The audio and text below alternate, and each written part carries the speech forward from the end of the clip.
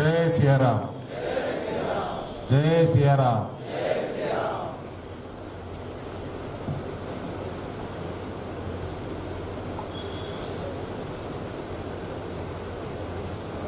సభాధ్యక్షులు బాల్కొండ నియోజకవర్గ కన్వీనర్ మల్కన్న గారి మోహన్ రెడ్డి గారు, జిల్లా అధ్యక్షులు దినేష్ పటేల్ గారు, సోదరుడు రాష్ట్ర కార్యవర్గ సభ్యులు ఎల్ఎండి మల్లికార్జున రెడ్డి గారు, వెంకటరమణి గారు పార్లమెంట్ ప్రభారి, గద్దె బొమ్మన్న గారు పార్లమెంట్ కన్వీనర్, ఉదాంకర్ లక్ష్మీనారాయణ గారు జనరల్ సెక్రటరీ, జీవి నరసింహారెడ్డి గారు జనరల్ సెక్రటరీ జిల్లా బీజేపీ, నిమ్మల శ్రీనివాసరెడ్డి గారు ఉపాధ్యక్షులు జిల్లా భారతీయ జనతా పార్టీ. ఇవాళ మనందరం పార్లమెంట్ ఎన్నికల ప్రిపరేషన్, దానికి ముందు విజయ సంకల్ప యాత్ర భారతీయ జనతా పార్టీ చేపట్టిన సందర్భంగా ఆ యాత్రకి సన్నాహక సమావేశానికి అందరు కూడా హాజరైన ప్రతి సోదరుడు కూడా నేను నమస్కారాలు తెలియజేస్తా ఉన్నాను. మీడియా మిత్రులకు కూడా హృదయపూర్వక నమస్కారాలు.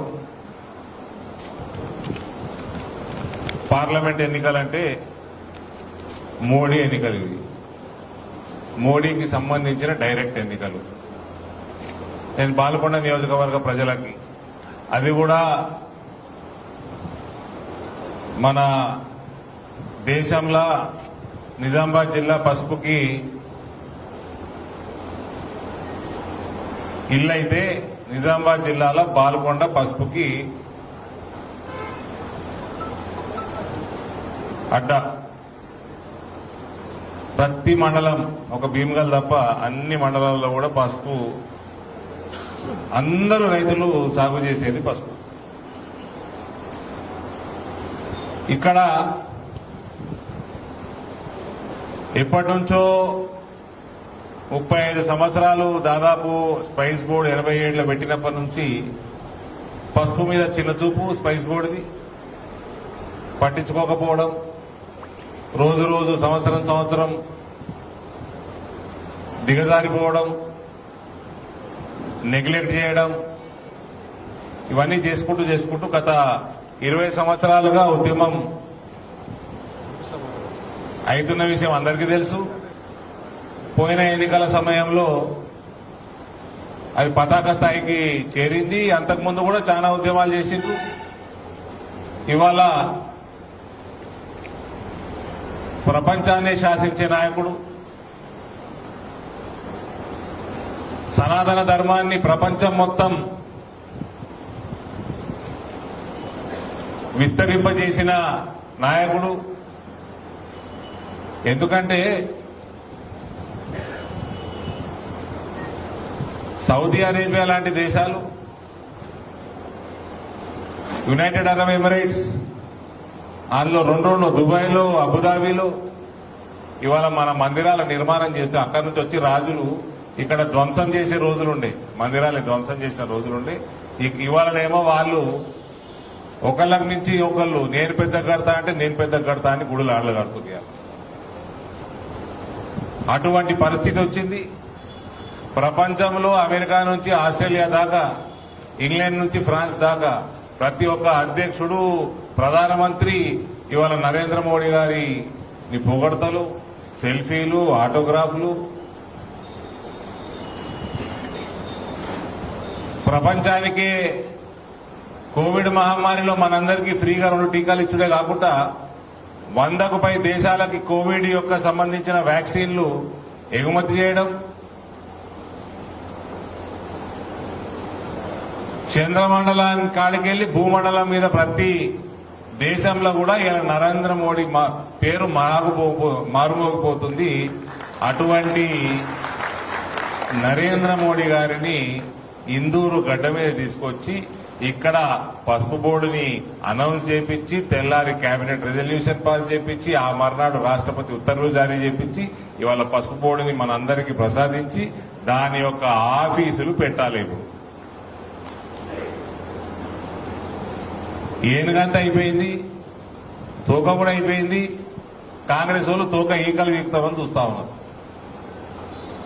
ఆఫీసు నిజామాబాద్ లో పెట్టాలి. ఇంకా ఆయన వచ్చి ఈడికొచ్చి పసుపు కూడా అనౌన్స్ చేసి పోయి తెల్లారి కేబినెట్ పాస్ చేసి ఆ మర్నాడు రాష్ట్రపతి ఉత్తర్వులు జారీ చేయించిన ఆయన ఆఫీస్ పెట్టాలని తెలియదా అండి? మీరు పెట్టిన కాంగ్రెస్ వాళ్ళు పెట్టిన స్పైసెస్ బోర్డు కేరళకి స్పైసెస్ కి సంబంధించి 1% ఆమ్దాని కూడా ఉండదు. 1% కంటే తక్కువ ఉంటుంది. స్పైసెస్ అన్ని 52 53 వెరైటీలు దాని ఆమ్దాని అన్ని కలిపితే అందులో 1% కూడా కేరళకి వెళ్ళి ఉండదు. అటువంటి కేరళలో స్పైసెస్ బోర్డు దేశంలో ఉన్న స్పైసెస్ అని ఆ బోర్డులో పెట్టి ఆ మూలకు తీసుకుపోయి కేరళలో పెట్టారు కాంగ్రెస్ వాళ్ళు. ఆ స్పైసెస్ బోర్డుతో ఎన్నడూ పని చేయాలి. నేను పసుపు బోర్డు వచ్చే వరకు స్పైసెస్ బోర్డుతో కూడా నేనే పని చేయించిన. అన్ని పార్టీలు ప్రయత్నం చేసినాయి. పార్లమెంట్ లో బద్దలు కొట్టినట్టు మేము ఇయ్యము, పసుపు బోర్డు ఇయ్యమని చెప్పిండ్రు. అన్ని ప్రభుత్వాలు చెప్పినాయి. ఇవాళ చరిత్రని తిరగరాసినమా లేదా మనం చెప్పండి. ఆ నాయకుడు వచ్చి ఇక్కడికి వచ్చి మనకు పసుపు బోర్డు ఇచ్చి గత 3-4 ఏళ్ల నుంచి చేస్తున్న పనులు వల్ల ఇవాళ పసుపు రేట్లు ఏమున్నాయో మీ అందరికీ తెలుసు, చూస్తా ఉన్నారు. రైతులందరూ సంతోషంగా ఉన్నారు. 13-14 వేలు ఈడున్నది, సాంగ్లీలో 16-17 వేలు ఉన్నది. ఇవన్నీ చేసింది భారతీయ జనతా పార్టీ. మీ కాంగ్రెస్ పార్టీ వాళ్ళకి మస్తు అవకాశాలు ఇచ్చారు, టీఆర్ఎస్ వాళ్ళకి మస్తు అవకాశాలు ఇచ్చారు. అందరూ ఫెయిల్ అయ్యారు. కనీసం మద్దతు ధర కూడా ఇప్పించి ఒక బోనస్ కూడా ఇచ్చిన పాపాన పోలేదు. కనీసం కాంగ్రెస్ వాళ్ళు మీకు బోనస్లు రాకుంటే మీకు ఇబ్బందులు పాలవుతుంటే మీకోసం కొట్లాడాలి కూడా కొట్లాడలేదు కాంగ్రెస్ వాళ్ళు. ఎవరన్నా కొట్లాడినరా చెప్పున్నారు? కాంగ్రెస్ వాళ్ళు ఎవరన్నా గత 5 ఏళ్లలో కొట్లాడినరా? గత 10 ఏళ్లలో కొట్లాడినరా? పసుపు పక్కకు పెట్టు, వరి మన తరుగు తీస్తుంటే ఒక్క కొనుగోలు కేంద్రం పోయి గత 5 ఏళ్ల నుంచి ఒక్క కాంగ్రెస్ వాడు అడిగిందా?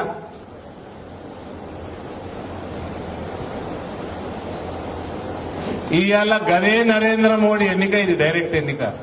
కాంగ్రెస్ కోటేసుడే వేస్ట్. కాంగ్రెస్ ప్రభుత్వం వచ్చేది లేదు, పెట్టేది లేదు. వాళ్ళకి పోయినసారి 43 సీట్లు ఉన్నాయి. 543 సీట్లు ఉన్న లోక్సభలో 43 సీట్లు ఉన్నాయి వాళ్ళకి. ఈసారి 23కు దిగబడుతుంది. ఒక దిక్కేమో వాళ్ళ పాపం వాళ్ళ ముఖ్యమంత్రులు అశోక్ చవాన్ వాయ్ కండవ కప్పిండా కాశాయంది, కప్పేసిండా? మిలింద్ దేవరావు ఆయే కప్పిండా కాశాయంది.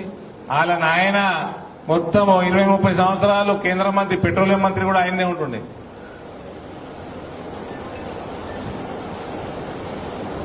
అయ్యాల కమల్నాథ్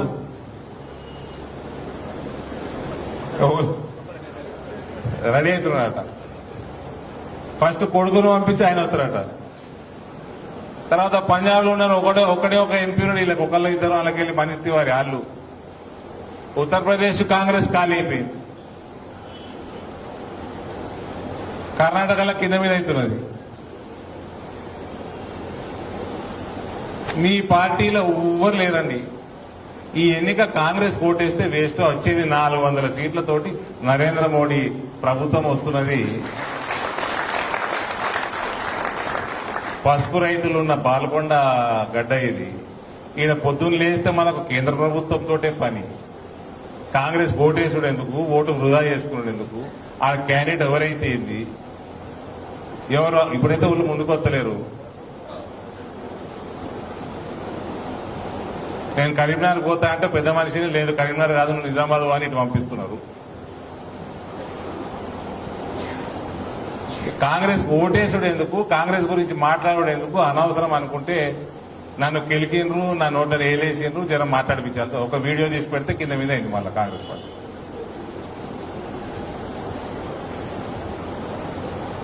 అరవింద్కి అహంకారం అని సృష్టిస్తున్నారు. మన మన మన దగ్గర ఉండే కదా ఒక పాత సరుకు ఉన్నది, కొంతగా 2-3 ఉన్నారు, నిల్చుంటే 2000 ఓట్లు రావు. నేను పేర్లు తీసుకోను, ఒక కథ చెప్తా, కథ కాదు నిజమే చెప్తా. మా నాయన కాంగ్రెస్ అధ్యక్షుడు ఉండే, రాజశేఖర రెడ్డి గారు ముఖ్యమంత్రిగా ఉండే. ఆయన ఎట్లా నడిపిండో అందరూ తెలిసిన విషయమే. ఓ పెద్ద మనిషి వచ్చాడు మా ఇంటికి 2008లో. ఏం రాబోయ్ సీను, అసలు మెసలు ఇస్తలే లేరు, పార్టీలు అసలు మెసలు ఇస్తలేడు రాబోయ్ కాదా రాజశేఖర రెడ్డి. ఇక మీరు ఊహించుకోండి.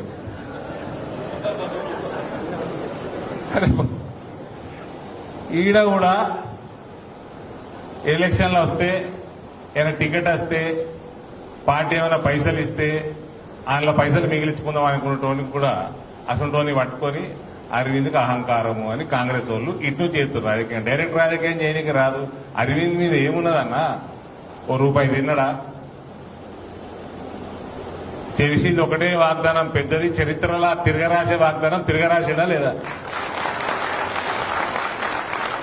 నా లెక్క ప్రకారం అన్న పసుపు బోర్డు తెచ్చుడు ఒక ఎత్తు, నరేంద్ర మోడీని ఇక్కడ తీసుకొచ్చి అనౌన్స్ చేయించడు ఇంకో ఎత్తు. ఇంకా అటువంటి నాయకుడు వచ్చి ఇక్కడ అనౌన్స్ చేసిపోయింది ఆయనకు తెలియదా? ఎటువంటి ఆఫీస్ ఈడ పెట్టాలి, ఎటువంటి ఆఫీస్ దేశం మొత్తం జాతీయ పసుపు బోర్డు అది అని చెప్తే అహంకారం దేన్నంటారు. నేను ఇలా కాంగ్రెస్ వాళ్ళని ఎక్కువ అరుచుకోదలుచుకోలేదు, నిన్న మొన్న అయిపోయింది. ఈడ ఏమన్నా అహంకారం ఏందో ఇంకోసారి మాట్లాడకుండ్రి. నేను చెప్తా అహంకారం ఏందో. ఒక హిమాంత బిశ్వ శర్మ ఎందుకు వెళ్ళిపోయాడు, ఒక మమతా బెనర్జీ ఎందుకు వెళ్ళిపోయింది, ఒక శరద్ పవార్ ఎందుకు వెళ్ళిపోయాడు, ఒక మూపనార్ ఎందుకు వెళ్ళిపోయాడు, ఒక డి శ్రీనివాస్ ఎందుకు వెళ్ళిపోయాడు, ఒక జగన్మోహన్ రెడ్డి ఎందుకు వెళ్ళిపోయాడు. నేను ఇవన్నీ రాష్ట్రాలు పేర్లు చెప్పుకుంటా అహంకారం అంటే ఏందో మీ నాయకత్వం, కాంగ్రెస్ పార్టీ నాయకత్వం చేసిన అహంకారానికి వీళ్ళందరూ ఎట్టెట్లా పోయారో ఒక్కొక్క ఇన్సిడెంట్ చెప్తా. ఒక ముఖ్యమంత్రి కూర్చున్నాడు, ఆనాడు ఆయన చనిపోయిండు, ఆయన పక్కకి ఒక యువ నాయకుడు కూర్చున్నాడు. ఆ యువ నాయకుడు ఇలా ముఖ్యమంత్రి బీజేపీలా, కాంగ్రెస్ ముఖ్యమంత్రి ఆ పక్కకి కాంగ్రెస్ యువ నాయకుడు రాహుల్ గాంధీ ఇట్లా కూర్చుంటే 4 గంటలు వేడి చేపించి 3.5 గంటల తర్వాత చాయ్ బిస్కెట్ పంపించి 4 గంటల తర్వాత 2 కుక్కల్ని తీసుకొని వచ్చి ఇలా ప్లేట్లకి వెళ్ళి బిస్కెట్లు తీసి కుక్కకేసాడు. దాన్ని అంటారు అహంకారం. కాంగ్రెస్ లో ఉన్న నాయకులందరికీ చెప్తున్నా, మీ కాంగ్రెస్ పార్టీది చిట్టా తెలుసు, నాకు చిట్టా తెలుసు. నా జోలికి రాదుర్రి దయచేసి. మీకు ఎవరన్నా క్యాండిడేట్ని పెట్టుకోండి, మీరు ఏమన్నా ఓట్లాడుకోండి, నేను మర్యాదగా ఓట్లాడదు ఎలక్షన్. కానీ నా మీద ఏదైనా రుద్దాలనుకుంటే మీ ప్రతి చిట్టా తెలుసు. మీకన్నా తెలంగాణ కాంగ్రెసే తెలుసు, నాకు కాశ్మీర్కి వెళ్ళి కన్యాకుమారి మొత్తం తెలుసు కాంగ్రెస్ పార్టీ. ఊకే పరువు తీపించుకోకూరి, మీది మీరే సెల్ఫ్ గోలు. అద్దాలు పెడతాడు అరవింద్ అహంకారం. ఎందుకు అహంకారం? ఊరికే అదే రకంగా ఇప్పుడు కన్నా పసుపు రైతుల మీద ఏమైనా ప్రేమ ఉంటే వాళ్ళకేమైనా మేలు చేసే కార్యక్రమం చేయాలి. పసుపు బోర్డు వచ్చింది, దానికి కార్యాలయాలు వస్తాయి, ఈయనే కాదు దేశవ్యాప్తంగా వస్తాయి. ఏమేమైతున్నాయి నాకు తెలుసు కదా. అయినో ఇక్కడ అమిత్ షా వచ్చిండు కొరుట్లాల 200 కోట్లు పెట్టి పసుపు రీసెర్చ్ సెంటర్ పెడతా అన్నాడు.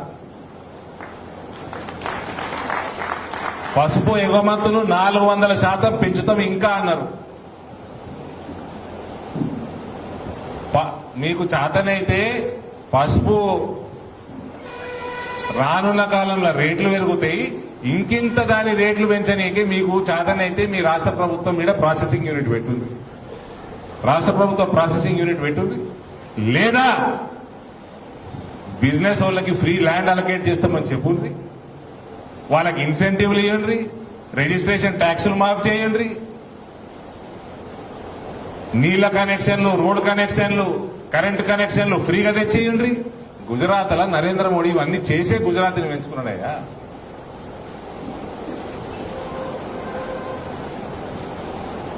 ఏమేమి అవసరమో అటువంటివి ఈడ లక్కంపల్లిలో ఎస్సీజెడ్ ఉన్నది కదా, ఆడ ధర లెక్క చెప్తాడు ల్యాండ్లే, దానికి ఎట్లా తగ్గిస్తారో మాట్లాడుకోండి, లేకపోతే ఫ్రీ మీరు ఏడిస్తారో భూములు ఇవ్వండి. గవి మాట్లాడారు కానీ ఇంకా ఆయన వచ్చి ఇక్కడ చెప్పినాక నిజామాబాద్ ఆఫీస్ పెట్టాలి, ఆయన వెళ్ళదా నిజామాబాద్ ఆఫీస్ పెట్టాలి.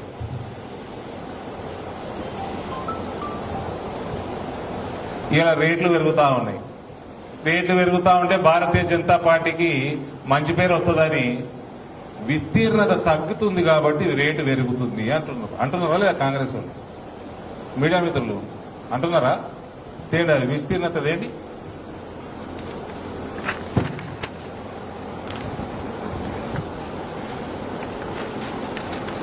మన నామినేషన్ వేసిన ఉన్నారా ఇక్కడ? ఓ మా మహేందర్ ఉన్నాడు కదా.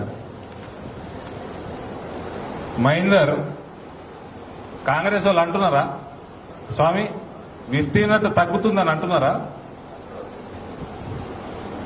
2018-19 భారతదేశంలో ఉన్న పసుపు పండించే విస్తీర్ణత 2,61,922 హెక్టార్లు. 2022-23 3,25,611 హెక్టార్లు.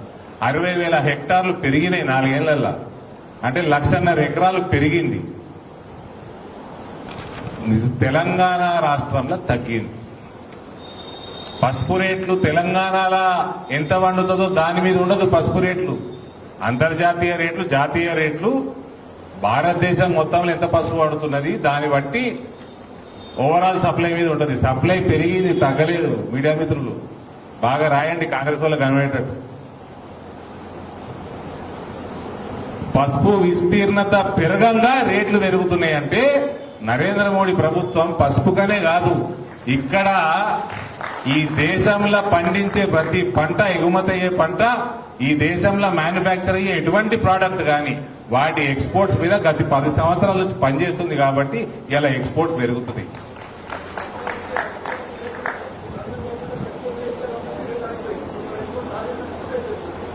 ఇవాళ కాంగ్రెస్ వాళ్ళు ఊకే నా మీద ఎగబడే బదులు ఎందుకు ఇక్కడ విస్తీర్ణత తగ్గింది దాని మీద తెలిసినాక అన్ని దొంగ రాజకీయాలు, అబద్దాల రాజకీయాలు చేస్తూ ఉంటాం. ఇంకెంతైందండి? 3 నెలలు దగ్గర పడుతున్నది. 3 నెలలు దగ్గర పడుతున్నది. ఎలక్షన్లు అయిపోయి వాళ్ళు చేసిన వాగ్దానాలు ఇంకా ఊసలేదు, ఏం లేదు, అడ్రస్ లేదు. ఇక్కడ ఎందుకు విస్తీర్ణత తగ్గుతుందంటే ఇక్కడ లేబర్ కాస్ట్ ఎంత మహేందర్ భాయ్? 1000 రూపాయలు. మహారాష్ట్రలో ఎంత? 350. ఆడ 400 అయితే ఇక్కడ 1112. 3 ఇంతలు ఎక్కువ ఇక్కడ లేబర్ రేట్. అవునా? న్యాచురల్ ఫర్టిలైజర్ అక్కడ తక్కువ, ఈడ ఎక్కువ. ప్రధాన కారణాలు ఈ 2. ఆడ 3,000 లోపల పెట్టుబడి అయిపోతుంది క్వింటల్కి, ఈడ 5,500 అవుతుంది పెట్టుబడి. కరెక్టేనా? రైతులు అందరు రైతులే కదా. నేను అయిపోయింది కరెక్టేనా అన్న? కరెక్టే కదా. అయితే కాంగ్రెస్ వాళ్ళు మీరు 1 సంవత్సరం కింద డిపాజిట్లు కూడా దిక్కు లేకుండా తెలంగాణలో ఎన్నికలు ఏడైనా ఇవాళ ఏదో మా పార్టీలో సరిగ్గా పనిచేసుకోక మీరు వచ్చిన ప్రభుత్వంలోకి ఇప్పటికన్నా దృష్టి పెట్టి లేబర్ ఛార్జీలు ఎట్లా తగ్గుతాయి దాని మీద చిత్తం పెట్టండి. ఇక్కడ న్యాచురల్ ఫర్టిలైజర్ ఎట్లా పెంచుతారో దాని మీద చిత్తం పెట్టండి. నూతన వ్యవసాయ ఆధారిత పరిశ్రమలు ఎట్లా వస్తాయో దాని మీద చిత్తం పెట్టండి. ఈ రకంగా ఇది పసుపే కాదు,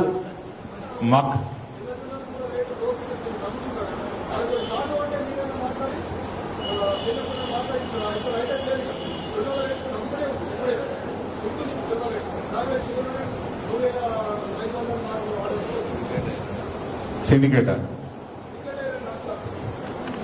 ఈ సిండికేట్లు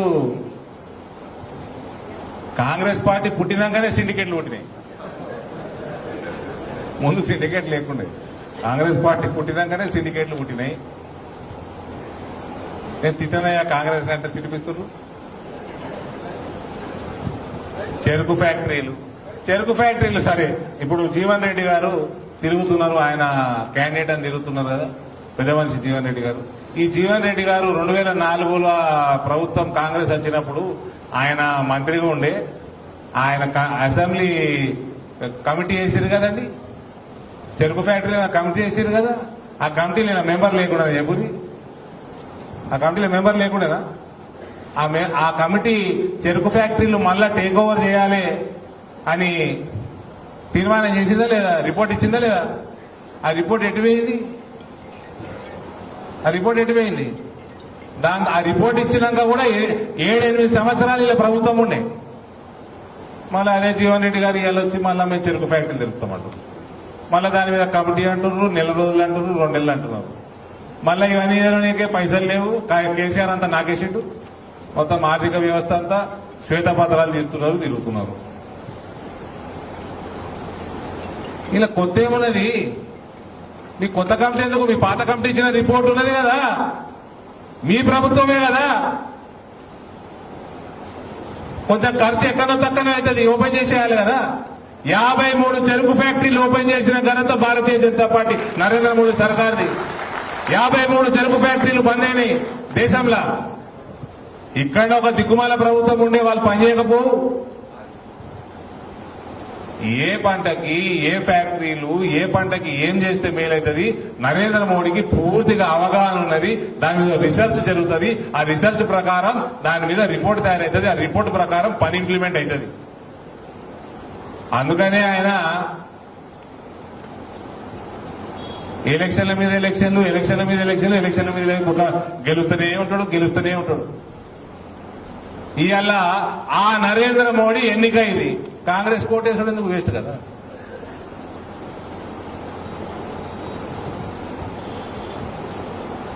ఎవరు ఏమన్నా లేదన్నా 400 సీట్లతోటి మళ్ళా ఎన్డీఏ ప్రభుత్వం, 370 సీట్లతోటి భారతీయ జనతా పార్టీ మళ్ళా ప్రభుత్వం ఈ దేశంలో రాబోతున్నది.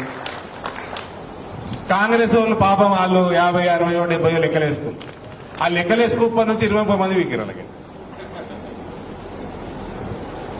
దాని తర్వాత ఇన్ని మంచి పనులు జరుగుతున్నాయి, సనాతన ధర్మం పెరుగుతున్నది, హిందూ సాంప్రదాయం పెరుగుతున్నది, హిందువులు గర్వంగా బతికే రోజులు వస్తున్నాయి అని చెప్పి రాముడు కూడా, ఎక్కడనో ఉన్న రాముడు కూడా నేను వాపస్ మా ఇంటికి పోతానని అయోధ్యకు వచ్చి.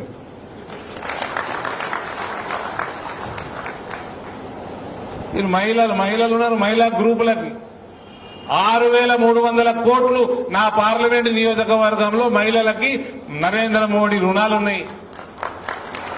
6,300 ప్రతి గ్రూపుకి సగటున 13 లక్షల రూపాయల రుణాలున్నాయి.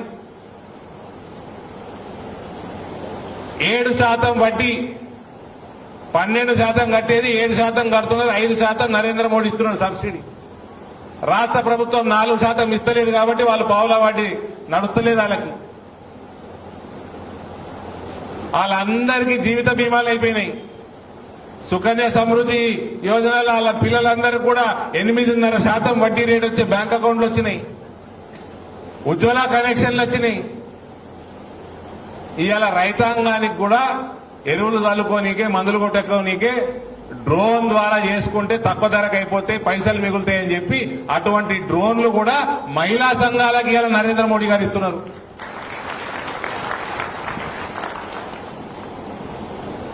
ఆయుష్మాన్ భారత్ పథకాలు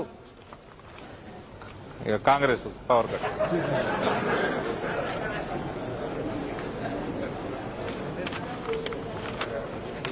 పవర్ కట్ ఉందంటే కన్ను మూసుకొని చెప్పొచ్చాడ కాంగ్రెస్ గవర్నమెంట్ ఉంటుందని.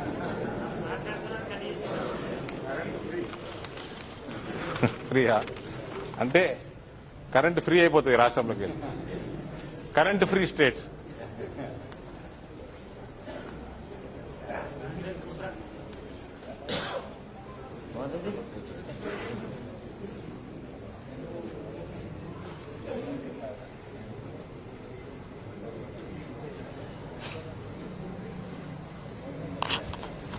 అన్న వినబడుతుంది మీ వాయిస్ పర్ఫెక్ట్. నీకు వినిపిస్తుంది, ఇంకో వినిపించదు. దాంట్లో కవర్ అయితే సైలెన్స్ ఉన్నాం కదా, సైలెన్స్ ఉన్నాం కదా.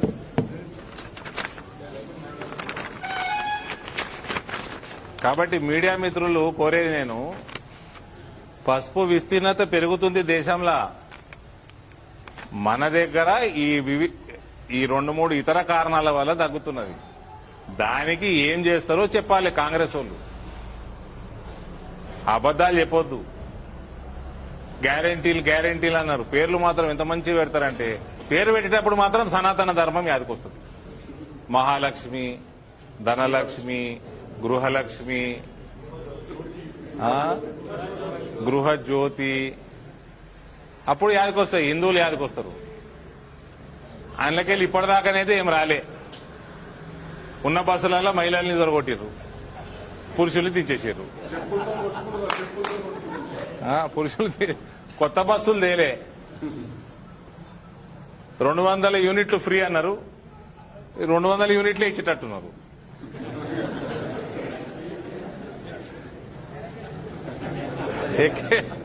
ఎక్కలే. 2 లక్షల రూపాయల రుణమాఫీ అన్నారు, శ్వేతపత్రం రిలీజ్ చేసి పైసలు లేవంటున్నారు.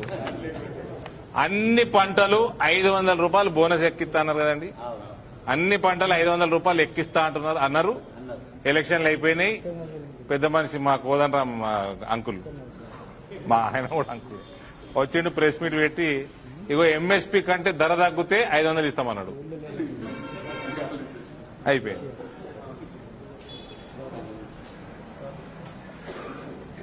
ఇప్పుడు కొత్త ఫస్ట్ ఏమో బీజేపీ బీఆర్ఎస్ దోస్తులు అన్నాడు. తుర్కోలు ఓట్లన్నీ వేసుకపోయారు. తుర్కోలందరూ అటువై ఇవ్వాలా, అరే కాంగ్రెస్ అంతా ఖాళీ అవుతుందని వాళ్ళు పరిశాన్ అవుతారు. బీజేపీ ఓడాపాలరు, ఈయన ఆపుతాడేమనుకొని వస్తే వీళ్ళందరూ ముఖ్యమంత్రులు, కేంద్ర మంత్రులు అందరికి బీజేపీలకు విక్తురేంద్ర అని వాళ్ళు పరివేశాను ఉన్నారు తుర్కోలు. ఆ కేసీఆర్ అన్న ఇంతో అంతో బీజేపీని ఆపుతుండే, వీళ్ళైతే మొత్తం గంపగుత్త అమ్మేటట్టున్నారు రాబోయే. మళ్ళా ఇప్పుడు బీజేపీ బీఆర్ఎస్ అలయన్స్, మళ్ళా తుర్కోళ్ళని మళ్ళా బకరా చేస్తారు. మళ్ళీ వీళ్ళు తుర్కోళ్ళకి ఏమైనా చేసిర్రా 75 ఏళ్ల కాంగ్రెస్ పార్టీ వాళ్ళు అంటే లొట్టపీసి చేసిర్రు. ఏం చేయలేదు తుర్కోళ్ళకి. ఇప్పుడు వీళ్ళు గివ్వే చెప్పినే ఇస్తలేరమ్మా. మీ మహిళలను అడుగుతా ఉన్నా, మీకు పావలా వడ్డీ పైసలు ఇస్తారా? ఇతలేరు. వీళ్ళు కూడా ఇచ్చే పరిస్థితి లేదు. నరేంద్ర మోడీ భారతీయ జనతా పార్టీ ప్రభుత్వాలల్లా 10 పైసలకు ఉన్నది, పావలా వడ్డీ కాదు, 10 పైసల వడ్డీ.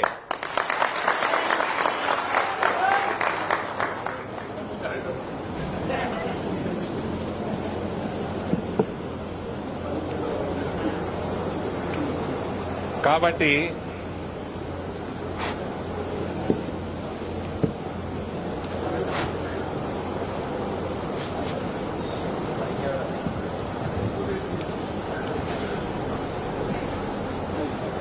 అది కూడా ఇది.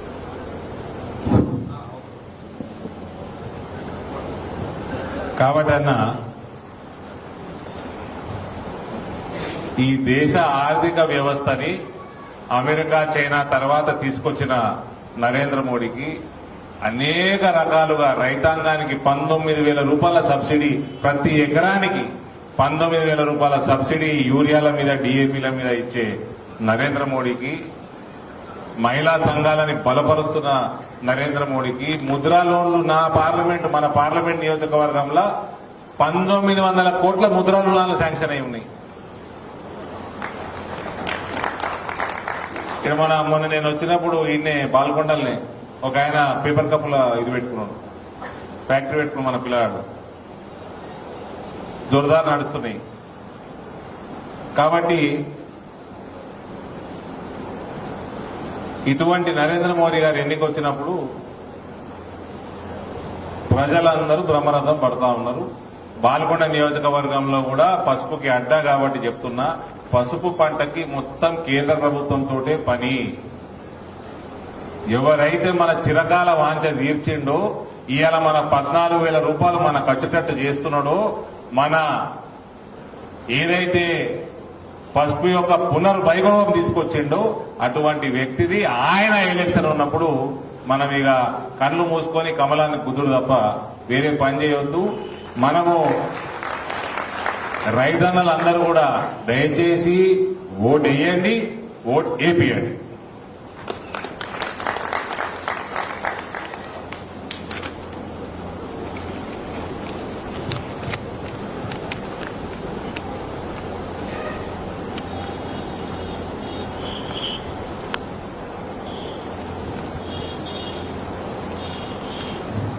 సంస్థాగత విషయాలన్నీ మీరు మాట్లాడినట్టున్నారు.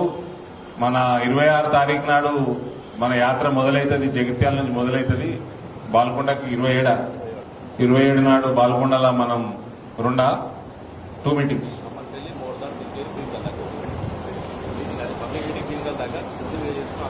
భీమగల్ల మీటింగ్, కమ్మర్పల్లికి ర్యాలీ. సో ఆ యాత్రను కూడా సక్సెస్ఫుల్ చేయాల్సిందిగా కోరుతా ఉన్నా. మరోసారి కేంద్ర రాష్ట్ర ప్రభుత్వం యాడ్ చేస్తున్న వేల్పూర్లో ఎన్ని ఎకరాలు ఉన్నాయండి? 32 42 ఎకరాలు. అది స్పైసీస్ పార్క్. ఆ 42 ఎకరాలు కూడా ఆఫీస్ ఎక్కడ పెడుతున్న రాసుడు కాదు, 42 ఎకరాలు జాతీయ పసుపు బోర్డుకి అప్పయ్యేపోర్రి. మీరు ఎట్లా అది ఎప్పుడు పెట్టినా? అది ఎప్పుడు పెట్టిరు? 42 ఎకరాలు ఎప్పుడు ఇచ్చిర్రు? కాంగ్రెస్ ఉన్నప్పుడేనా? టీఆర్ఎస్ ఉన్నప్పుడు. ఇక వీళ్ళు భూమి కూడా ఇయ్యలే, టీఆర్ఎస్ కూడా భూమి అని ఇచ్చాడు. దాన్ని దయచేసి జాతీయ పసుపు బోర్డుకి అప్పచెప్పండి. పసుపుకి సంబంధించిన మక్కకి అమిత్ షా ఇచ్చిండు. మక్కతోటి ఇథనాల్ తయారు చేస్తా అన్నారు, అటువంటి ఫ్యాక్టరీలు పెడతా అన్నారు. అవి తెచ్చుకుంటే మీరు ఏమి ఇన్సెంటివ్లు ఇస్తారు చెప్పండి? ఎథనాల్ ఫ్యాక్టరీలో మన ప్రతి సంవత్సరము ఈ మన బ్రోకెన్ రైస్, బాయిల్డ్ రైస్ పంచాయతీలు ఎందుకు? ఆ బ్రోకెన్ రైస్ తోటి ఇథనాల్ తయారు చేసుకోవచ్చు, రైస్ బ్రాండ్ ఇండస్ట్రీలు పెట్టుకోవచ్చు. ఇవన్నీ అన్నా సరే, పొరపాటో మాదో ఎవరిదో మిస్ అయిపోయింది. బీజేపీ ప్రభుత్వం వస్తే ఇవన్నీ అవుతాయి. వాళ్ళ రాష్ట్రాలలో బీజేపీ రాష్ట్రాలు ఇవన్నీ అయితేనే ఉన్నాయి. ఉపాధి కలుగుతుంది, ఉపాధి పెరుగుతుంది, గల్ఫ్ మైగ్రేషన్ రివర్స్ వస్తుంది. ఇక్కడ మళ్ళా మన లేబర్ కాస్ట్ తక్కువ వస్తాయి. మన మహారాష్ట్ర తోటి కంపీట్ చేసుకోవచ్చు పసుపు రైతులు కూడా. ఇలా మనకు 13,000 వచ్చినా ఆయనకి మహారాష్ట్రానికి 10,000 వచ్చినా సేమే. మనం 2,500-3,000 ఎక్కువ పెట్టుబడి పెడుతున్నాం. కాబట్టి రాష్ట్ర ప్రభుత్వం లేబర్ ఛార్జీలు ఎట్లా తగ్గిస్తారు? లేదా మీరు ఇస్తారా? ఇవ్వండి 2,000 రూపాయలు. 13,000 ఉండని, 15,000 ఉండని. నేను చెప్తున్నా 20,000 దాటిస్తా నెక్స్ట్ ఇయర్. 20,000 దాటిస్తా. నేను దాటిచ్చిన దానికి మీరు సంకలు గుద్దుకోవద్దు. రాష్ట్ర ప్రభుత్వం ఇక్కడ లేబర్ కాస్ట్, రాష్ట్ర ప్రభుత్వాలు చక్కగా పనిచేయక లేబర్ కాస్ట్ ఎక్కువ ఉన్నది. 2,500 రూపాయలు ఎక్కువ అవుతుంది. 2,500 రూపాయలు ఇవ్వరు. మరి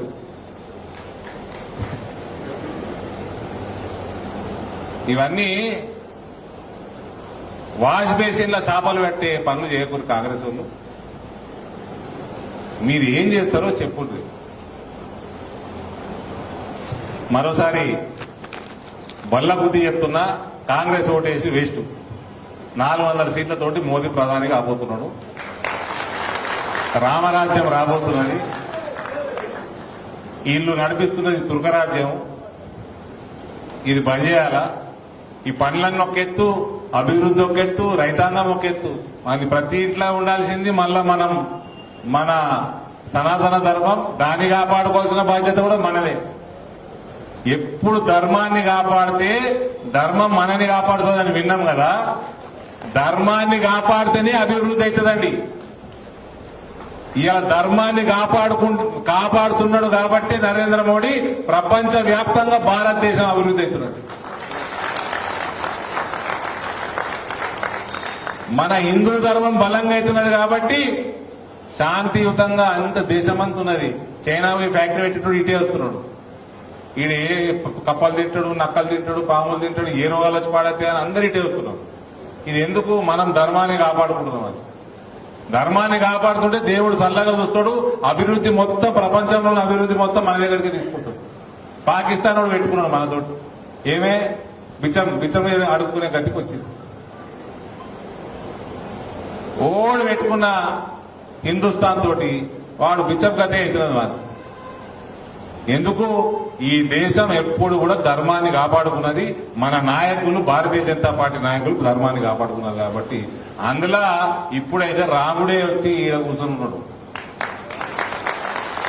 ఇక రానున్నది రామరాజ్యం. ఆ రామరాజ్యం బలపరచాల్సిన బాధ్యత కూడా బాల్కొండ మీద ఉన్నది. పసుపు పోటీ ఇచ్చిన వాళ్ళకి ఓటేసుడే కాదు, రామరాజ్య స్థాపన చేసిన వాళ్ళకు కూడా బాల్కొండ వాళ్ళు ఇలా ఓటేయాల్సిన బాధ్యత ఉన్నది. దయచేసి కాంగ్రెస్ ఓటేసి వేసేసుకుంటుంది, భారతీయ జనతా పార్టీని పెద్ద ఎత్తున గెలిపించాల్సిందిగా మీ అందరినీ ప్రజలతోటి ఇవన్నీ విషయాలు వాళ్ళకి చెప్పాల్సిందిగా కోరుకుంటూ సెలవు తీసుకుంటా ఉన్నాను. భారత్ మాతాకి.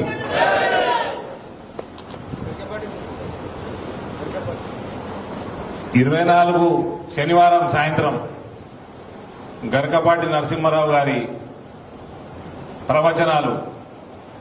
లేడీస్ బాగా వింటారు, వాళ్ళు రాలేరు కాబట్టి మీరు అందరు లేడీస్ని తీసుకొని రండి ఇందూరుకి. సాయంత్రం 5 గంటలకు వెళ్ళి దాని తర్వాత ఆయనది ఒక 2 గంటలు ప్రవచనాలు ఉంటాయి. దాని తర్వాత కన్నయ్య మిట్టల్ అని చండీగఢ్కి వెళ్ళి ఆయన వస్తున్నారు. హిందీ పాటలు పాడతారు, ఆయన ఆధ్యాత్మిక పాటలు పాడతారు. ఈ మధ్య మొత్తం యూట్యూబ్ అంతా మారుమోగుతున్న జిస్నే రామ్ కో లాయా హే హమ్ ఉన్కో లాయేంగే అన్న పాట ఎవరైతే పాడినరో ఆయన కూడా రావడం జరుగుతున్నది. ఆయన కార్యక్రమం ఉంటుంది. సో 5 నుంచి రాత్రి 10 గంటల వరకు మంచి సాంస్కృతిక కార్యక్రమాలు ఉంటాయి. దయచేసి ఫ్యామిలీస్ తీసుకొని రావాల్సిందిగా కోరుతా ఉన్నా. Thank you. తిరుపతి నీ మెమరీ షార్ప్. మన ఎంపీ గారు చక్కని సందేశం